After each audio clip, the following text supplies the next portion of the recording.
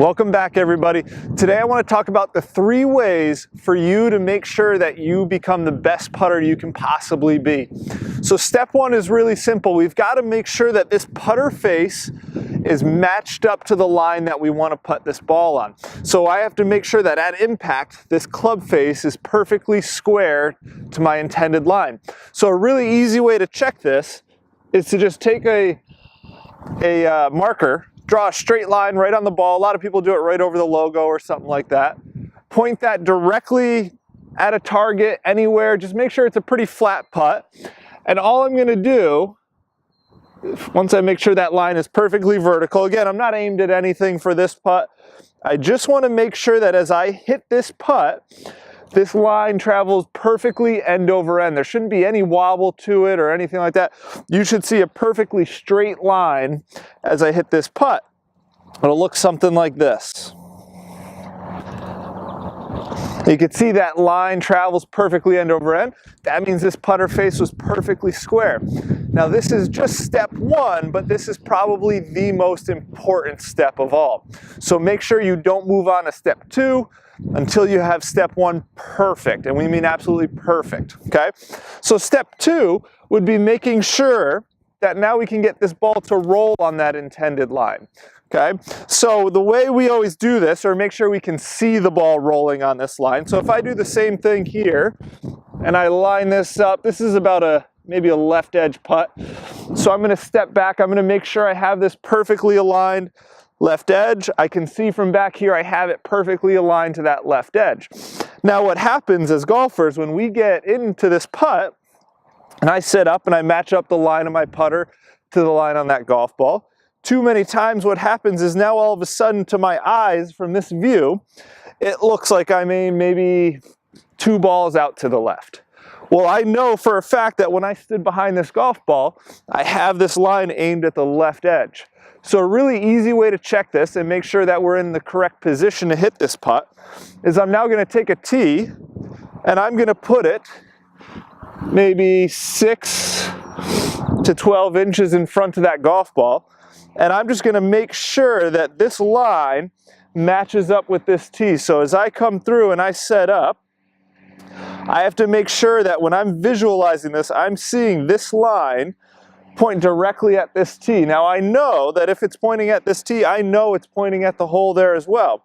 So when I set up, for me personally, I actually have to move the ball up in my stance, so more towards my left side.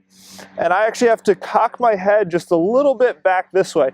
So essentially what I'm trying to do is I'm trying to get my left eye over the golf ball. So if I can do that, I get my left eye over it.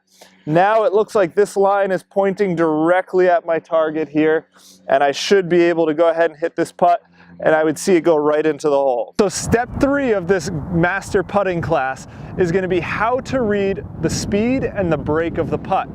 The important thing here is that this is a little bit of an art form, so it takes a little bit of practice. But what I always try and do is I try and look at the green as a whole. So I start from here and I might look and say, where are my high points and my low points? So on this hole, it's very easy because my high point is obviously the back of the green where we have a big mounded area. And then my low point would be down here where all the water is. Now, golf greens are designed to have water runoff. We don't want water sitting on the greens, it'll kill all of the grass. So greens are designed to have water run off of them. So the number 1 way I like to do this is imagine thousands of gallons of water just being dumped right on top of this green and trying to find where it may roll off of the green or where it might be going and on what slope. So the steeper the slope, obviously the faster that water is going to run off. So what does that mean for my putting? Well, that means the more break there's going to be to that putt, or the more uphill or downhill that putt might be. So if we have a putt from right over here, because I know that the high point is up here behind me and the low point is down to my right here, I know for a fact that this putt has to break from left to right. So if I hit it, just kind of putting it somewhere out to the left side, not really judging it greatly, you can see how that putt starts to break down to the right as it gets closer to the hole. Now the way I would start to judge that is I start looking from the low side of the hole. I always start on the low side of the hole before I go behind the ball.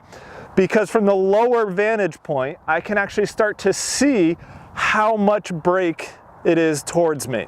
So for me, a lot of water would be rushing very fast in this direction, so I know this putt is going to break quite a bit down to my right. So again, if I go back to this putt, now that I've seen it from the low side, I'm going to go ahead and look at it from directly behind the ball.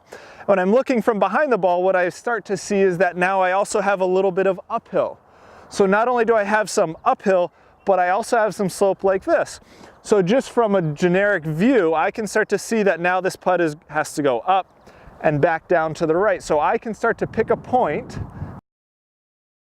I can start to pick a point up by the hole where I may want to aim this putt. So what I do is I'll stand behind it, I'll get a visual of where I want to hit it. So for me, because I'm a little uphill and a little bit to the right, I'm actually going to place a ball just to see here. So I place that ball past the hole, knowing now that I have to hit this putt visually and feel-wise. I have to hit this putt all the way to that golf ball, and hopefully it'll kind of come down and to the right and we can get one a little bit closer. That was just a little too hard, but you can see it comes right back down past the hole. So make sure you follow these 3 tips to master your putting and let me know how it goes.